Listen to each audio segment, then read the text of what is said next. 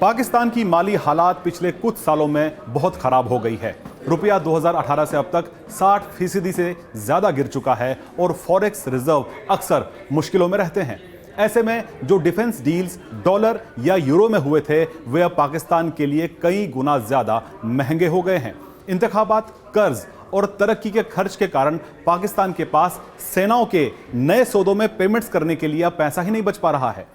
अब आईएमएफ की शर्तों के कारण डिफेंस बजट पर भी कटौती हो रही है, पहले जो काफी हद तक महफूज थी। इसी वजह से तुर्की के साथ MILGEM जैसे अरबों डॉलर के प्रोजेक्ट्स के पेमेंट्स नहीं हो पा रहे हैं, जिससे शिप्स की डिलीवरी और टेक्निकल सपोर्ट भी खतरे में आ गया है। पाकिस्तान ने अपनी नेवी को एडवांस बनाने के लिए तुर्की के साथ मिलकर एक बड़ा प्रोजेक्ट शुरू किया जिसे MILGEM कहा जाता है। इस प्रोजेक्ट के तहत तुर्की की कंपनी ASFAT 4 नए लेटेस्ट वॉरशिप्स पाकिस्तान के लिए बना रही है, जिसमें से 2 तुर्की में और 2 पाकिस्तान के कराची शिपयार्ड में बनाए जा रहे हैं। 2018 में हुई इस डील की कीमत करीब 1.5 अरब अमेरिकी डॉलर है। मकसद था पाकिस्तान को नई टेक्नोलॉजी मिले और वह भविष्य में फ्यूचर में खुद ऐसे जहाज बना सके। न्यूज़ 18 को मिली एक्सक्लूसिव जानकारी के मुताबिक मई में पाकिस्तान के प्रधानमंत्री शहबाज शरीफ ने तुर्की के राष्ट्रपति एर्दोवान को एक चिट्ठी लिखकर साफ साफ बोल दिया था कि देश जबरदस्त इकोनॉमिक मुश्किल में है और MILGEM प्रोजेक्ट के लिए पेमेंट करने में मुश्किलों का सामना कर रहा है पाकिस्तान।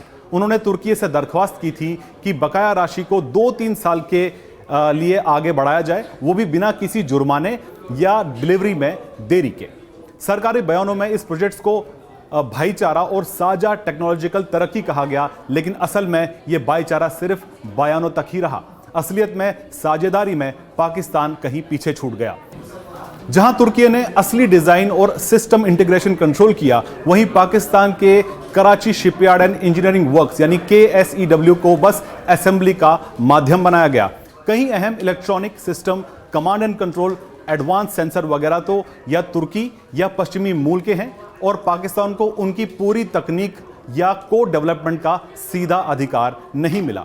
जिन्हें लोकलाइजेशन की उम्मीद थी उन्हें भी बड़ी दिक्कतों और देरी का सामना करना पड़ा। कभी कभी तो ऐसा भी हुआ कि दूसरी शिप बनाने से पहले ही तीसरी शिप पर काम शुरू हो गया, जिससे पता चलता है कि पाकिस्तान में प्रोजेक्ट मैनेजमेंट और एक्सपीरियंस की कितनी कमी है।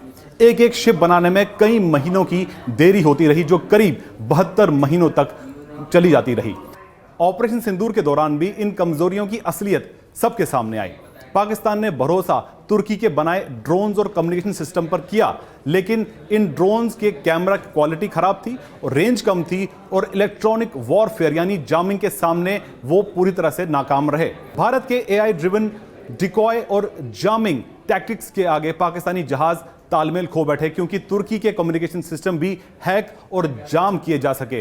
पूरी तरह ऑपरेशन में पाकिस्तान ने बुरी तरह नाकामी देखी। इसी वजह से अब पाकिस्तानी सेना में भरोसा चूर हो गया है तुर्की पर और अब वह तुर्की से अलग ऑल्टरनेटिव सप्लायर्स, ज्यादातर पश्चिमी देश के ऑप्शन तलाश रहा है, मगर पैसे की कमी के चलते यहां भी बड़ा मुश्किल है पाकिस्तान के लिए उनकी पेमेंट्स कर पाना। MILGEM प्रोजेक्ट पाकिस्तान को सेल्फ रिलायंट बनाने की बजाय बैरूनी तकनीक और सप्लायर्स पर और ज्यादा डिपेंडेंट बना रहा है।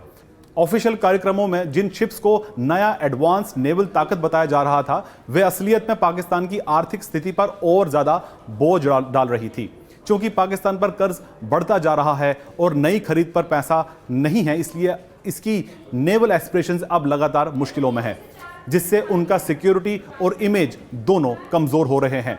दूसरी ओर तुर्की खुद इस साझेदारी से मजबूत हुआ है। वो खुद नई तकनीक बना रहा है, दूसरे देशों को बेच रहा है और इसी के आधार पर अपना डिफेंस इकोसिस्टम मजबूत कर रहा है। जबकि पाकिस्तान बाहर से तकनीक लाकर बस किराए की तरह इस्तेमाल कर पा रहा है, असली कंट्रोल बल्कि उसके पास नहीं है। किसी जमाने में सोचा गया था कि MILGEM के तहत पाकिस्तान को एडवांस्ड फ्रिगेट खुद डिजाइन और बनाने की समझ आ जाएगी, मगर उतनी तकनीक, मदद या असली ट्रांसफर अब तक पाकिस्तान को नहीं मिल पाया है। पाकिस्तान की कोशिश को प्रोडक्शन की थी, लेकिन उनमें भी प्रोडक्शन शेड्यूल गड़बड़ा गया, देरी हुई और जितना पेट्रोलिंग वेपन सिस्टम, सॉफ्टवेयर और इलेक्ट्रॉनिक्स चाहिए था, उनमें सेल्फ रिलायंस पाकिस्तान नहीं हो पाया। पाकिस्तान की Karachi shipyard and engineering works मुख्य रूप से तुर्की के बने पोर्ट्स की असेंबली तक ही सीमित रहा। साथ ही तुर्की ने अपनी नई एडवांस टेक्नोलॉजी, जिसे कि खुद के लिए बनाई गई MIDLAS वर्टिकल लॉन्च सिस्टम और सबमरीन टेक्नोलॉजी, पाकिस्तान के साथ साझा भी नहीं की गई, जिससे स्ट्रेटजिक लेवल पर भी ये साझेदारी एक तरफा रही। आज जब पाकिस्तान के लिए कर्ज की किस्तें देना प्रायोरिटी बन चुका है, वैसे में महंगे रक्षा सौदों की असली लागत और उनकी यूजफुलनेस सवालों के घेरे में है। नौसेना के लिए ये जहाज अगर चल रहे हैं तो महंगे सपोर्ट कॉन्ट्रैक्ट्स या फिर बाहर से खरीदे गए स्पेयर पार्ट्स पर। लोकल टेक्नोलॉजी नॉलेज से और इंडस्ट्री को कितना फायदा हुआ है, ये अब तक साफ नहीं हो पाया है। तुर्की इन सौदों से आगे निकल गया है और ग्लोबल लेवल पर अपने हथियार, जहाज और तकनीक बेचकर ताकत बढ़ा रहा है, लेकिन पाकिस्तान उसी जगह फंसा हुआ है। ना पूरे रिसोर्सेज हैं, ना ही खुद मुख्तारी के लिए वो आगे बढ़ पा रहा है।